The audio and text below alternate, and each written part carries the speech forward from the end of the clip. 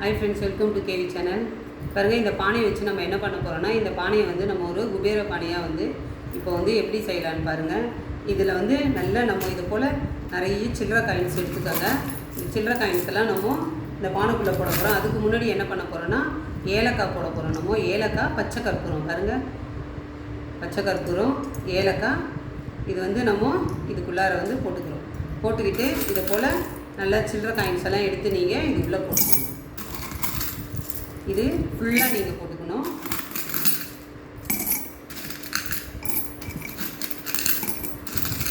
போட போட நல்லா ஃபுல்லாக அப்படியே போயிட்டே இருக்குது. புதையல் மாதிரி இது,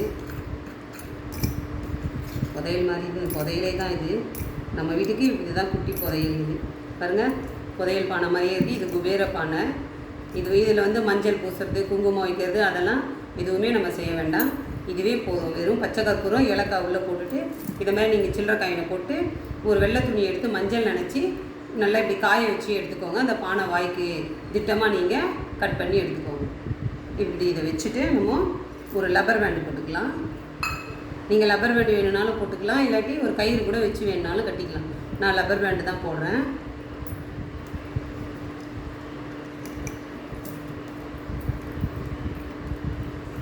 இப்படி போட்டுட்டு நீங்கள் அழகாக என்ன பண்ணுங்கள், நம்ம வந்து பீரோலாம் பார்த்திங்கன்னா குபேர மூலையில் தான் வச்சுருக்கோம்.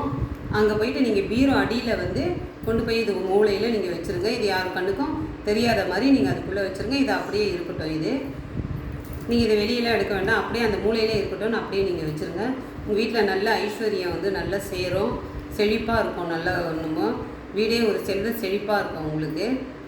இதை நீங்கள் செஞ்சு பாருங்கள் ஃப்ரெண்ட்ஸ், கண்டிப்பாக. இது வந்து எனக்கு ஒருத்தர் சொன்னாங்க, அதை நான் உங்ககிட்ட வந்து ஷேர் பண்ணிக்கிறேன். நீங்களும் இதே போல் செஞ்சு நீங்களும் நல்ல ஐஸ்வர்யத்தோடு இருக்கணுன்றதுக்காக நான் சொல்கிறேன். இது வந்து பார்த்திங்கன்னா, இது வந்து சுருக்கு பை. இது வந்து நானாக தான் வீட்டில் வந்து செஞ்சுருக்கேன்.